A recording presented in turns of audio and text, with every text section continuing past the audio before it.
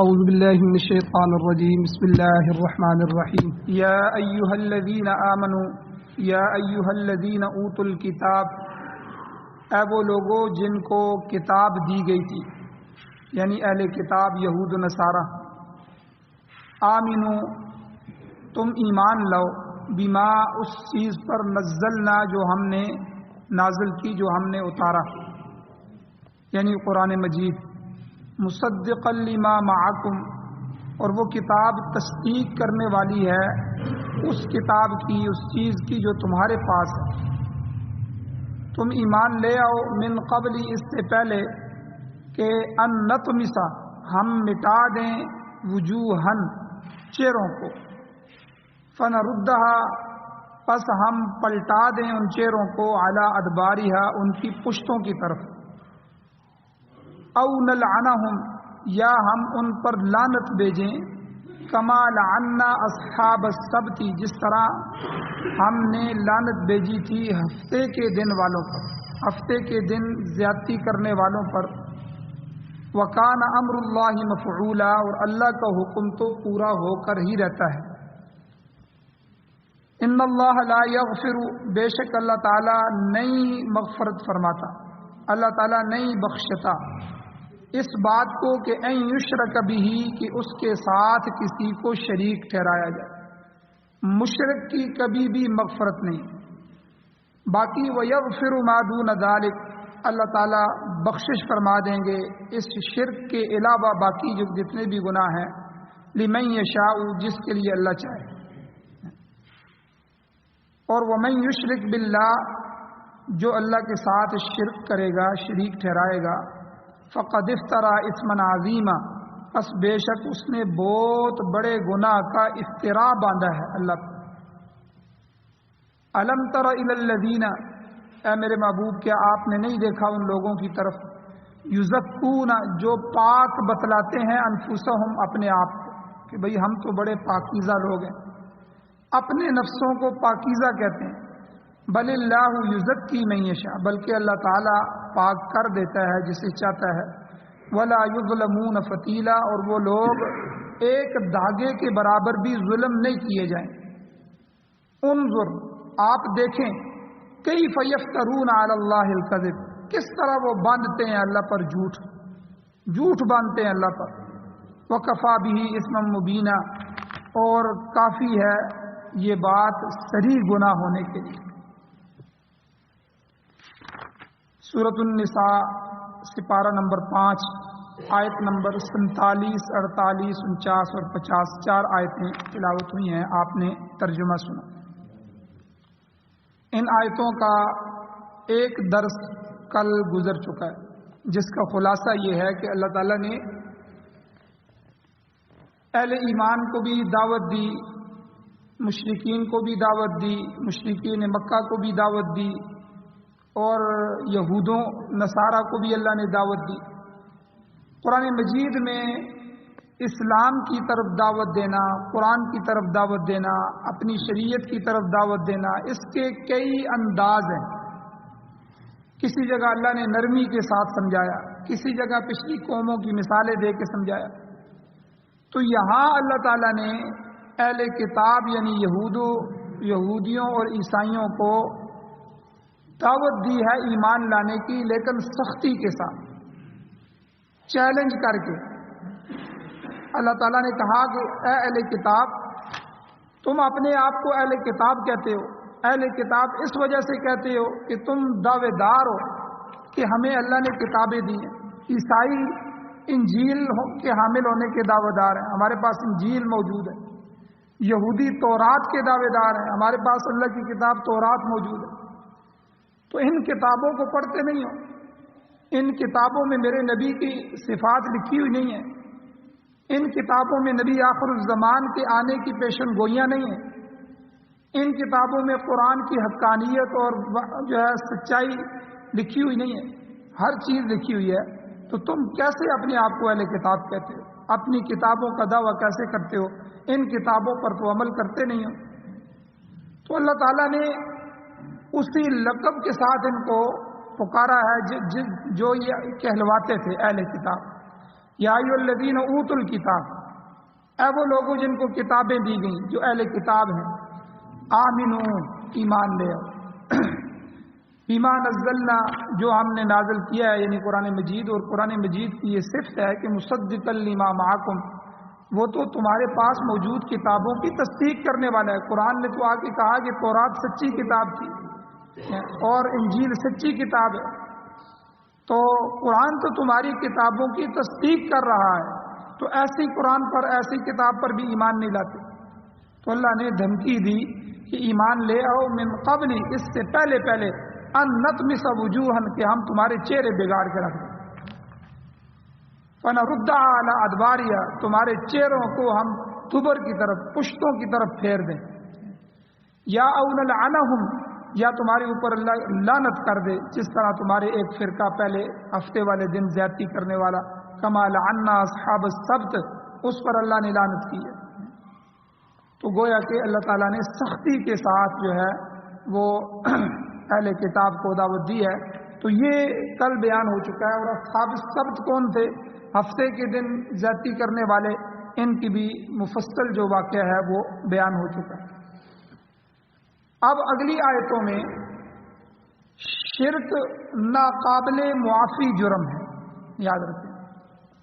بعض جرم آپ عدالتوں میں دیکھتے ہیں، ہماری دنیا کی جو عدالتیں ہیں اس میں ناقابل ضمانت ہوتے ہیں، بھئی ان کی ضمانت ہی نہیں ہے، بندے کو پکڑو اور جیل میں ڈالو، اور وارنٹ جو ہے بعض دفعہ نکالنے پڑتے ہیں، بعض دفعہ وہ جاری ہو جاتے ہیں، فوراً جاری کرو، اور ذرا سی گڑبڑ ہو تو اس کو اشتہاری قرار دو۔ تو کیا مطلب، یعنی یہ سنگین جرم ہے معاشرے کا، اسی لیے تو اس کی ضمانت بھی نہیں رکھی گئی، اس کے معاملات بھی سخت رکھے گئے ہیں، اس کی سزائیں بھی سخت رکھی گئی ہیں۔ گناہ تو بہت سارے ہیں، ہم سب گناہ گار ہیں، جھوٹ بھی گناہ ہے، غیبت بھی گناہ ہے، چغلی بھی گناہ ہے، اور اسراف اور تبذیر، فضول خرچی بھی گناہ ہے، مومن کا دوسرے مومن کے ساتھ جھگڑنا بھی گناہ ہے، یہاں تک کہ قتل بھی گناہ ہے۔ کتنا بڑا گناہ ہے، بڑے بڑے گناہ ہیں، لیکن ان گناہوں میں سے جو شرک ہے، اللہ کے ہاں اللہ نے یہاں اس کے لیے قانون بیان فرمایا کہ شرک جو ہے وہ ناقابل معافی جرم ہے، اس کے لیے کوئی معافی نہیں۔ اصل میں یہود و نصارہ میں یہ جتنی بھی خرابیاں موجود تھیں، ان سب خرابیوں کے ساتھ ساتھ جو بڑی خرابی یہ تھی کہ وہ مشرک بھی تھے، شرک کے اندر مبتلا تھے،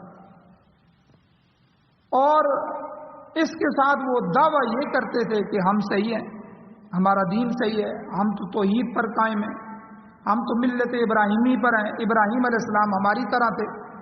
حالانکہ اللہ تعالیٰ نے قرآن میں فرمایا وما کان من المشرکین، ابراہیم علیہ السلام مشرک تو نہیں تھے۔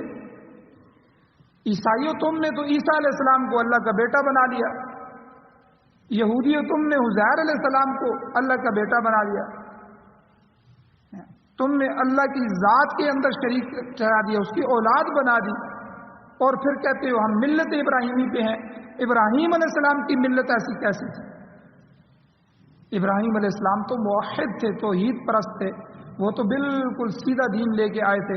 تم نے تو 360 بت مشرکین مکہ نے رکھے ہوئے ہیں، اور مشرکین مکہ بھی اپنی جگہ کہتے تھے ہم ملت ابراہیمی پر ہیں، عیسائی کہتے تھے ہم ملت ابراہیمی پر ہیں، یہودی کہتے تھے ہم ملت ابراہیمی پر ہیں، اور مسلمانوں کا دعویٰ تھا کہ ہم ملت ابراہیمی پر ہیں۔ تو کیونکہ ابراہیم علیہ السلام ان سب کے بڑے تھے، تو ابراہیم علیہ السلام کی اولاد سے آگے انبیاء آئے، تو ہمارے حضور بھی اسی میں سے آئے، اور باقی انبیاء بھی اسی میں سے آئے۔ اب دعویٰ تو یہود و نصارہ کی بھی یہ تھا کہ ہم صحیح دین پر قائم ہیں، اور وہ اپنے کفر اور شرک کا انکار کرتے تھے کہ بھئی ہم کفر اور شرک نہیں کرتے، لیکن اللہ تعالیٰ نے یہاں ان کو جو ہے وہ ایمان لانے کی دعوت بھی دی، اور دعوت میں سختی بھی اختیار کی کہ تم ایمان لے آؤ ورنہ تمہارے چہرے بگاڑ کے رکھ دیں۔ چہروں کے بگڑنے سے پہلے تمہیں پتہ نہیں ہے تمہاری پہلے قومیں جنہوں نے بدبختی کی تھی، تو ہم نے کسی کو بندر بنا دیا، کسی کو خنزیر بنا دیا، تمہیں ڈر نہیں لگتا، تم نے اپنی کتابوں میں پڑھا نہیں ہے۔ تو اس لیے اللہ تعالیٰ نے بطور قانون کے اس بات کو ذکر فرمایا۔ اللہ کہتے ہیں ان اللہ لا یغفر ان یشرک بہ، بے شک پکی ٹھکی بات ہے، اللہ نہیں بخشش فرماتا، اللہ نہیں مغفرت فرماتا اس بات کی کہ اس کے ساتھ شریک ٹھہرائے۔ کوئی آدمی اللہ کے ساتھ شرک کرے اور اللہ اس کو معاف کر دے، یہ ہو نہیں سکتا۔ شرک ایک ایسی کبھی اور بری بیماری ہے کہ اس کے لیے بقائم ہوش و حواس، اپنے ہوش و حواس کے قائم ہونے کے ساتھ ساتھ توبہ ضروری ہے۔ اگر مرنے سے پہلے توبہ نہیں کی تو ایسا شخص ہمیشہ کے لیے جہنم کے عذاب کا مستحق ہو جائے گا۔ البتہ اللہ تعالیٰ نے اس قانون کے ساتھ یہ قانون بھی ذکر فرما دیا کہ وَيَغْفِرُ مَا دُونَ ذَلِكَ لِمَن يَشَاءُ، شرک کے علاوہ دیگر جتنے بھی گناہ ہیں ان میں سے جس گناہ کو اللہ چاہے اپنی رحمت سے معاف فرما دے۔ وَيَغْفِرُ مَا دُونَ ذَلِكَ، اس کے علاوہ اللہ بخشش فرما دیں گے، اس میں معافی کی گنجائش موجود ہے۔ اب ان گناہوں میں، باقی گناہوں میں اگر اللہ تعالیٰ چاہے گا تو سزا دینے کے بعد معاف کر دے گا، اگر اللہ چاہے گا تو سزا نہیں دے گا، اپنی رحمت کے ساتھ بغیر سزا دیے بھی معاف کر دے گا، یہ اس کی اپنی چاہت ہے، اس کی مشیت ہے۔ مگر جہاں تک شرک جیسے عظیم گناہ کا تعلق ہے اس کی معافی کی کوئی صورت نہیں ہے سوائے ایک صورت کے کہ انسان موت کے طاری ہونے سے پہلے پہلے سچے دل سے تائب ہو جائے، توبہ کرے۔ اس لیے آگے اللہ نے فرمایا وَمَن يُشْرِكْ بِاللَّهِ، جس نے اللہ کے ساتھ شرک کیا ہے فَقَدِ افْتَرَىٰ اِثْمًا عَظِيمًا، اس نے بہت بڑے گناہ کا افترا کیا ہے۔ جیسے کوئی مجھے اور آپ کو زانی کہے، میرے اور آپ کے اوپر بہت بڑا بہتان لگا دے، تو یہ کتنی بڑی گستاخی ہم سمجھتے ہیں۔ بلکہ اس سے بھی بڑی گستاخی علماء مثال دیتے ہیں، جیسے آپ کو یا مجھے کوئی حرامی کہہ دے، یعنی ہمارے والد کو بدل کے دوسرا والد، ہماری ماں کے کردار کو مشکوک کر دے، ہمارے باپ کے ساتھ دوسرے کسی باپ کو شریک کر دے، تو یہ کتنی برائیوں میں سے کتنی بری بات ہے۔ ہم ہر اس کی جو ہے گناہ کو، ہر چیز کو معاف کر سکتے ہیں، لیکن یہ جملہ ہمیں کبھی نہیں بھولے گا کہ اس نے ہماری ماں کے کردار کو مشکوک کیا ہے، ہماری نسل کو اس نے مشکوک کر دیا۔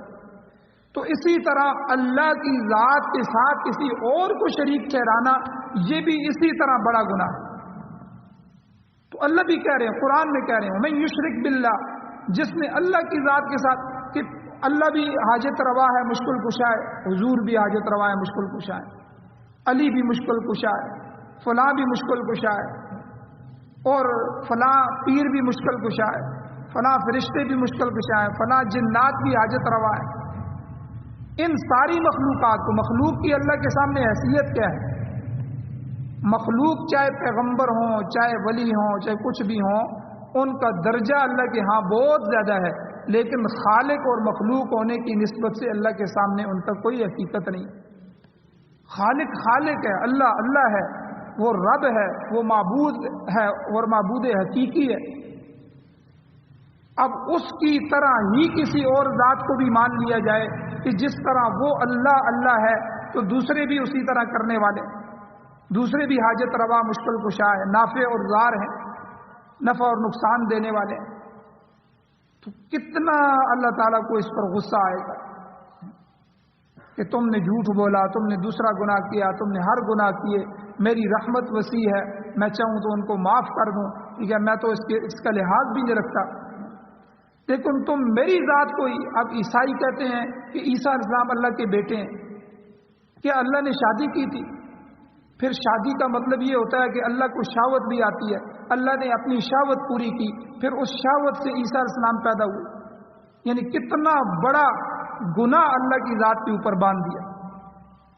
اسی طرح یہودیوں کا عقیدہ ہے کہ عزیر علیہ السلام اللہ کے بیٹے ہیں، تو بیٹے کا مطلب یہ ہے کہ اللہ کی نسل ہے، اللہ کی اولاد بنا دیا، حالانکہ اللہ نسلوں سے پاک ہے، اللہ اولاد سے پاک ہے، اللہ وہ وحدہ لا شریک ہے، اس جیسا کوئی اور ہے ہی نہیں۔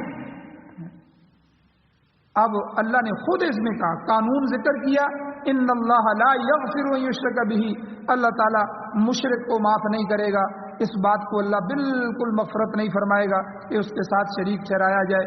البتہ وَيَغْفِرُ مَا دُونَ ذَلِكَ لِمَن يَشَاءُ، اس کے علاوہ جتنے بھی گناہ ہیں وہ بڑے سے بڑے گناہ کیوں نہ ہوں اللہ تعالیٰ اپنی رحمت سے معاف بھی فرما دے گا، یا ان کی گناہ کی سزا بھگت کے آدمی ضرور جنت میں داخل ہوگا، لیکن شرک جو ہے اس کے لیے کوئی معافی نہیں ہے سوائے اس کے کہ وہ موت سے پہلے سچی توبہ کرے. اور آگے خود اللہ اپنی زبان سے کہہ رہے ہیں، وہی نازل فرما رہے ہیں. اس قانون کے ساتھ اللہ نے بطور قانون قرآن میں ذکر فرمایا، وَمَن يُشْرِكْ بِاللَّهِ، لوگوں جو اللہ کے ساتھ شریک ٹھہراتا ہے، فَقَدِ افْتَرَىٰ إِثْمًا عَظِيمًا، کتنا بڑا گناہ اللہ پر باندھ رہا ہے. تو اس لیے شرک کی وضاحت بہت ضروری ہے. قرآن و سنت میں شرک کی وضاحت موجود ہے. علماء کرام نے شرک کی تردید میں بڑی بڑی کتابیں لکھی ہیں. شاہ اسماعیل شہید رحمہ اللہ ہمارے بہت بڑے علماء میں سے گزرے ہیں، ان کی تقویت الایمان ہے، توحید اور شرک کے مسئلے میں خوب وضاحت کرنے والی کتاب تقویت الایمان. اسی طرح ایک اور بزرگ گزرے ہیں مولانا حافظ احمد الدین صاحب. یہ جو ہمارا بیرا ہے، بیرے کے قریب ایک موضع ہے بگا، اس کے رہنے والے تھے، بہت بڑے اللہ والے تھے.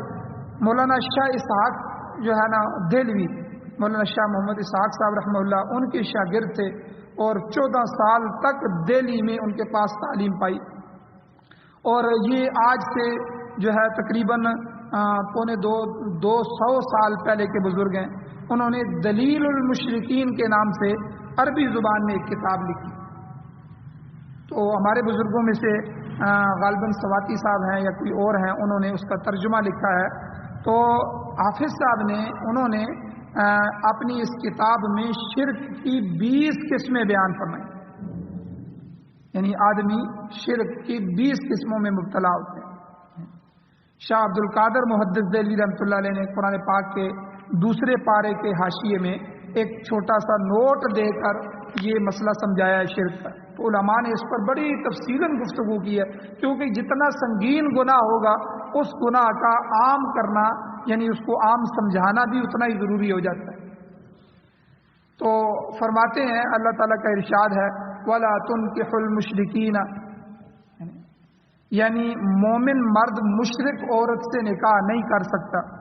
قانون آ گیا اللہ کا، پہلے نکاح ہو جاتا تھا تو، اور مومن عورت مشرک مرد کے نکاح میں نہیں آ سکتی.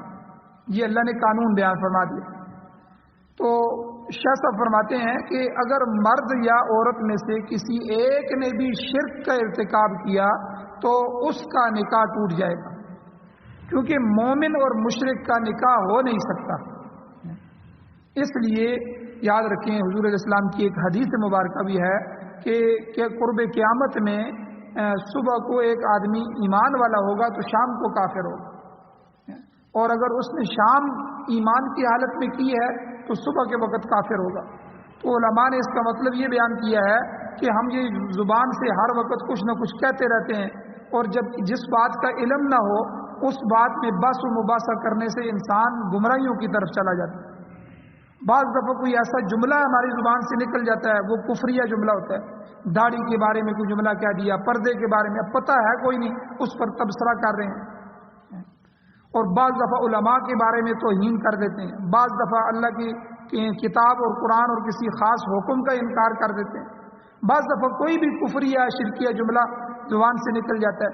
اسی لیے تو حدیث مبارکہ میں فرمایا حضور نے کہ اپنے ایمان کی تجدید کرتے رہا کرو، بار بار کلمہ پڑھو، اور کبھی کبھار جو ہے وہ اپنے نکاح کی بھی تجدید کرتے رہا کرو.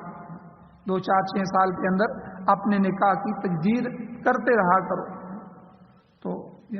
تو اسی وجہ سے یہاں شاہ صاحب نے اس آیت کے ضمن میں اس مسئلے کو وضاحت سے فرمایا کہ اللہ تعالیٰ کی پہلے جو تھا مشرک اور مومن کا نکاح جائز تھا. حضور علیہ السلام کی بیٹیاں اپنے جو ہے وہ ان کی جو چچا زاد تھے ابو لہب کے بیٹوں کے گھر میں تھیں، اور اسی طرح جو ہے وہ حضرت زینب جو حضور رضی اللہ تعالیٰ حضور کی جو بڑی بیٹی تھی وہ ابو العاص ان کے گھر میں تھیں. وہ پہلے ایمان نہیں لائے تھے، بعد میں ایمان لائے. تو اس لیے پہلے جو ہے وہ نکاح ہو جاتے تھے، لیکن اس آیت کے اترنے کے بعد جو ہے وَلَا تُنْكِحُوا الْمُشْرِكِينَ حتی یؤمننا کہ مومن مرد مشرک عورت سے نکاح نہیں کر سکتا اور مومن عورت مشرک مرد کے ساتھ نکاح نہیں کر سکتی. تو یہاں سے اللہ نے قانون بیان فرمایا کہ شرک نکاح کو توڑ دیتا ہے.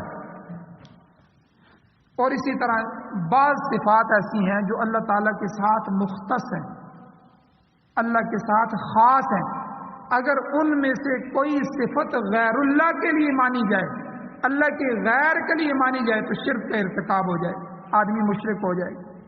مثلا یہ کہ کسی بھی پیر، کسی بھی ولی، کسی بھی بزرگ، کسی بھی فرشتے یا کسی بھی نبی کو یہ کہے آدمی کہ ہر شے کا علم ان ہستیوں کو ہے،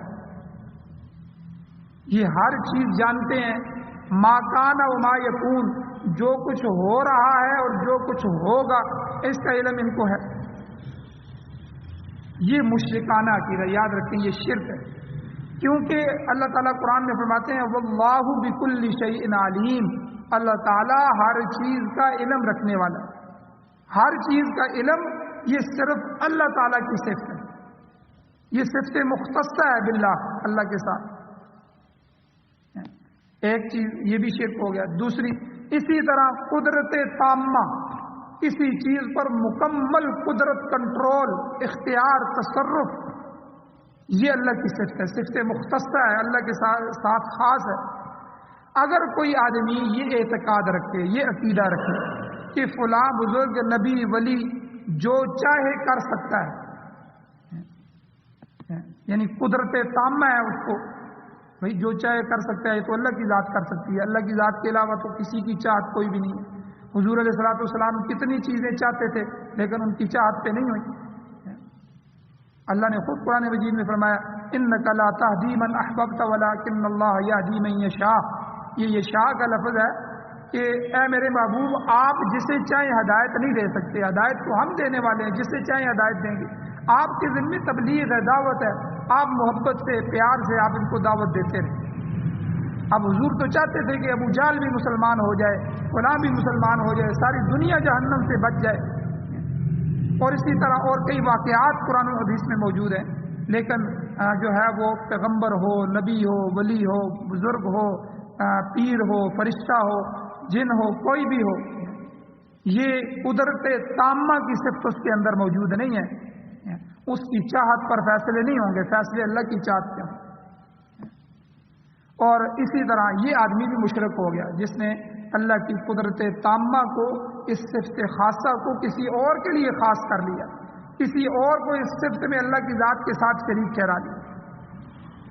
اسی طرح شرک کی تیسری قسم ہے قادر مطلق ہونا.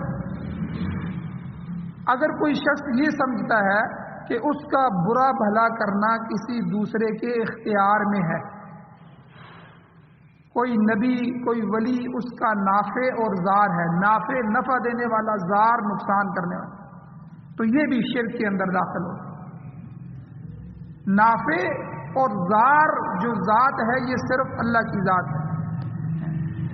اللہ کی ذات کے علاوہ نہ کوئی نفع دینے والا ہے، نہ اللہ کی ذات کے علاوہ کوئی نقصان دینے والا ہے. ساری دنیا مل کے بھی کسی کو نقصان دینا چاہے، اللہ نہ چاہے تو اس کا نقصان نہیں ہو. سارے مل کے بھی نفع دینا چاہیں، اللہ اس کو نفع نہ پہنچانا چاہے تو وہ نفع نہیں دے سکتا. یہ صرف ہے اللہ کی نافع اور ضار. آپ دیکھیں نا دنیا میں فرعون اور فرعون کی فوجیں اور فرعون کی قوم اور فرعون کا لاؤ لشکر سارے مل کے موسیٰ علیہ السلام کا نقصان کرنا چاہتے تھے، لیکن اللہ نے اسی فرعون کو ڈبو دیا. اب اس کی فوجیں تو کوئی آج دنیا کے نقشے میں دیکھ لیں، ساری دنیا 60 کے قریب ممالک مل کے آئے افغانستان پر، انہوں نے حملہ کیا. وہ چاہتے تھے کہ ہم بم پھینکے، ڈیزی کٹر بم پھینکے. انہوں نے پوری دنیا کے وسائل انہوں نے جھونک دیے، اپنی انٹیلیجنس ایجنسیاں لگا دی اور ہر قسم کے ہتھیار استعمال کیے اور ہر قسم کے جرگے کیے اور سب کچھ کیا. لیکن اللہ کی چاہت یہ تھی کہ اللہ ان کو ذلیل کرے گا، اللہ ان کے مقدر میں شکست رکھے گا، تو اللہ نے ان کو شکست دی. اب ساری دنیا کی ٹیکنالوجی کسی کو شکست نہیں دے سکتی اللہ جب تک نہ چاہے. یہ تو ہمارے آنکھوں کے سامنے ہوا ہے. تو اس لیے نافع اور ضار، نفع دینے والا اور نقصان دینے والی ہستی اگر ہے تو وہ صرف اور صرف اللہ کی ہے. یہ صفت بھی مختص ہے باللہ، اللہ کی ذات کے ساتھ، اس لیے اس صفت کے ساتھ کسی اور کو شریک کرنا یہ بھی اللہ کی ذات کے ساتھ شرک۔ تو اس طرح یعنی 20 قسمیں حضرت نے لکھی ہیں، انشاءاللہ اگلے درس میں وہ بھی بیان کی جائیں گی۔ یہ 3 اس میں بیان ہوئی ہیں، باقی جو 16-17 قسمیں ہیں انشاءاللہ وہ ساری بیان کی جائیں گی۔ اللہ تعالیٰ سے دعا ہے اللہ ہمیں عمل کی توفیق عطا فرمائے۔ آمین۔ الحمدللہ رب العالمین والعاقبۃ للمتقین والصلاۃ والسلام علی رسولہ النبی الامی الکریم۔ اللهم ربنا آتنا فی الدنیا حسنۃ وفی الآخرۃ حسنۃ وقنا عذاب النار۔ یا اللہ ہماری کمیوں کو تائیوں کو معاف فرمائیے، یا اللہ درگزر فرمائیے، صغیرہ کبیرہ گناہوں کو معاف فرمائیے، یا اللہ سارے گناہوں سے محفوظ فرمائیے، گناہ صغیرہ ہو یا کبیرہ ہو، چھوٹے ہوں یا بڑے ہوں، یا اللہ سارے آپ کی ناراضگی کا سبب ہیں، آپ کے غصے کو ابھارتے ہیں، آپ کی نافرمانی میں داخل کرتے ہیں، یا اللہ بغاوت کے درجے میں پہنچا دیتے ہیں۔ یا اللہ ہم کو سب گناہوں سے بچا کے رکھیے اور سارے گناہ معاف فرمائیے۔